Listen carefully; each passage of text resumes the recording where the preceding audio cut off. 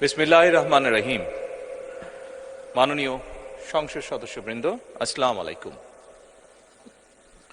ফ্যাসিবাদের নির্মমতার শিকার অসংখ্য মানুষের কান্না আর হাজারো প্রাণের আত্মত্যাগের মধ্যে দিয়ে অবশেষে আজ থেকে পুনরায় যাত্রা শুরু হতে যাচ্ছে জনগণের ভোটে জনগণের কাছে জবাবদিহিমূলক সত্যিকার অর্থে জনপ্রতিনিধিশীল জাতীয় সংসদ।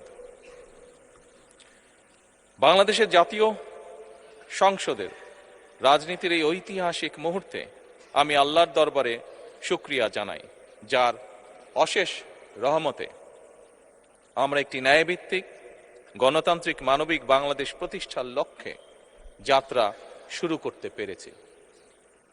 1971 সালের স্বাধীনতা যুদ্ধের থেকে শুরু করে 2024 সালের দেশ এবং জনগণের স্বাধীনতা রক্ষার যুদ্ধ সহ এই পর্যন্ত দেশে গণতন্ত্র এবং মানুষের অধিকার প্রতিষ্ঠার সংগ্রামে যারা শহীদ হয়েছেন, ত্রয়োদশ জাতীয় সংসদ শুরুর এই যাত্রা লগ্নে আমি তাদেরকে কৃতজ্ঞতার সঙ্গে স্মরণ করছি।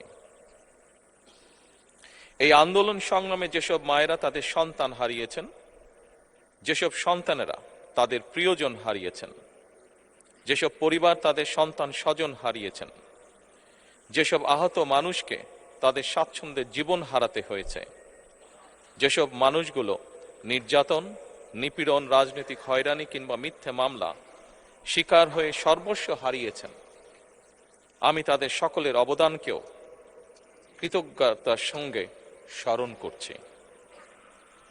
দেশের ছাত্র জনতা, কৃষক, শ্রমিক, শিক্ষক, কবি, সাহিত্যিক, সাংবাদিক, চিকিৎসক, প্রকৌশলী, আইনজীবী, কামার কুমার, জেলে তাঁতি, গাড়ি চালক, ব্যবসায়ী এবং সরকারি বেসরকারি চাকরিজীবী, গৃহিণী, সারা দেশে গণতান্ত্রিক রাজনৈতিক দলের নেতা কর্মী সমর্থক তথা সর্বস্তরের সকল শ্রেণী পেশার মানুষ যাদেরকে গুম, খুন, হত্যা, নির্যাতন, নিপীড়ন, মিথ্যা হামলা মামলা কিংবা জীবন্ত মানুষের কবরস্থান তুল্য বর্বর বন্দিশালা, আয়নাঘর, কোনো কিছু দিয়েই যাদের গণতান্ত্রিক আকাঙ্ক্ষাকে রুখে দেওয়া যায়নি,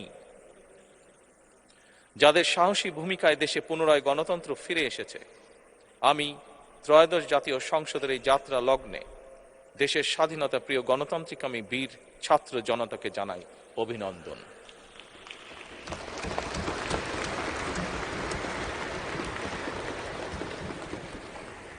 সম্মানিত সংসদ সদস্যবৃন্দ,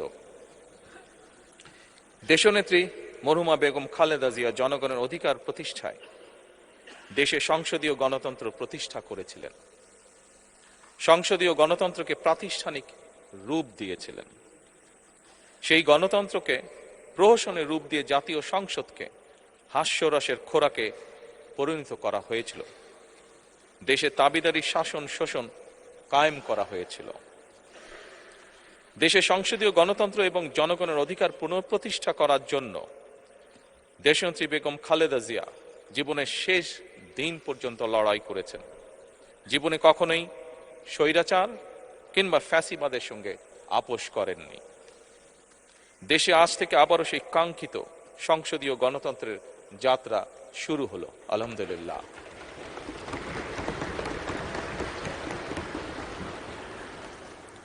সংসদীয় রাজনীতি প্রতিষ্ঠাতা খালেদা জিয়া দেশ এবং জনগণের সাফল্যে এই শুভ মুহূর্তটি দেখে যেতে পারেননি।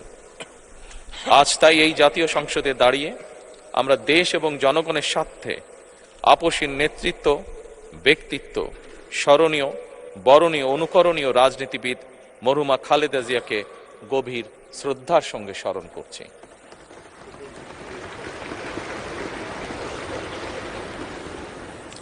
সম্মানিত সংসদ সদস্যবৃন্দ, দেশে বহুদলীয় গণতন্ত্রের প্রবক্তা এবং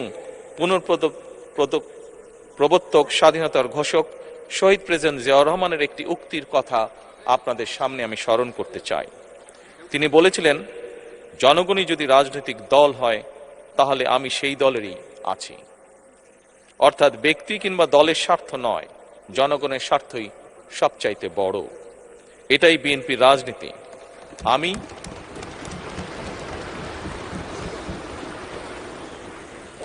আমি প্রথমবারের মতন বাংলাদেশ জাতীয়তাবাদী দল বিএনপি থেকে জাতীয় সংসদ সদস্য নির্বাচিত হয়েছি। জাতীয় সংসদের সংসদীয় দলের নেতা নির্বাচিত হয়েছি।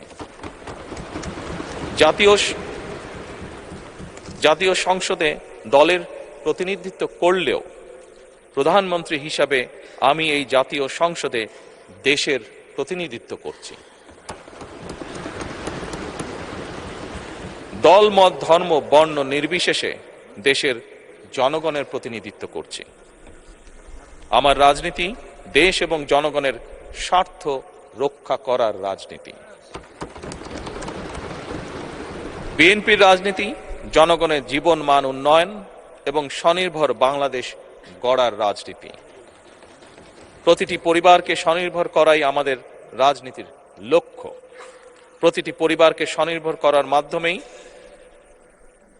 বিএনপি একটি স্বনির্ভর, সমৃদ্ধ, নিরাপদ, গণতান্ত্রিক বাংলাদেশ প্রতিষ্ঠা করতে চায়। এই লক্ষ্য অর্জনে আমি জনগণের সমর্থন এবং সহযোগিতা চাইছি।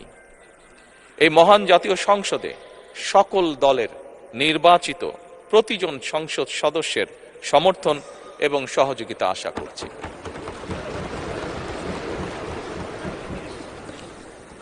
সম্মানিত সংসদ সদস্যবৃন্দ, আমি বিশ্বাস করি আমাদের দল কিংবা মত কিংবা কর্মসূচি ভিন্ন হতে পারে, কিন্তু তাবেদার মুক্ত, ফ্যাসিবাদ মুক্ত একটি স্বাধীন, সার্বভৌম, নিরাপদ, স্বনির্ভর বাংলাদেশ প্রতিষ্ঠায় আমাদের মধ্যে কোনো বিরোধ থাকতে পারে না, বিরোধ নেই।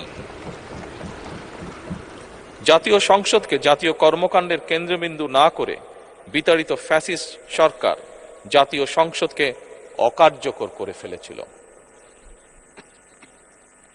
আমরা এই মহান জাতীয় সংসদকে সকল যুক্তি, তর্ক আর জাতীয় সমস্যা সমাধানের কেন্দ্রবিন্দুতে পরিণত করতে চাই।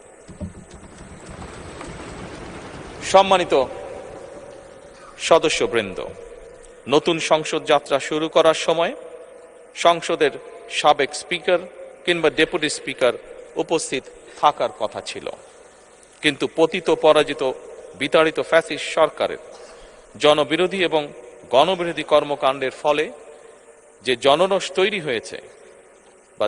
তৈরি হয়েছিল তাতে এই মহান সংসদের সাবেক স্পিকার বা ডেপুটি স্পিকারকে খুঁজে পাওয়া যায়নি।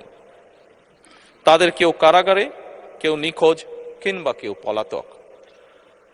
দীর্ঘ ১.৫ দশকের ফ্যাসিবাদী এবং তাবেদারি শাসন শোষণের পর জনগণের ভোটে নির্বাচিত প্রতিনিধিদের নিয়ে আজ আমাদের এক বিশেষ পরিস্থিতিতে জাতীয় সংসদের কার্যক্রম শুরু হতে যাচ্ছে। এমন পরিস্থিতিতে আমরা সংবিধান এবং সংসদের কার্যপ্রণালী বিধির বিধান অনুসরণ পূর্বক ত্রয়োদশ জাতীয় সংসদে সভাপতিত্ব করার জন্য আজ আমি প্রবীণ রাজনীতিবিদ এবং 5 বারের মতন নির্বাচিত জাতীয় সংসদ সদস্য জনাব ডক্টর খন্দকার মোশাররফ হোসেনের নাম প্রস্তাব করছি।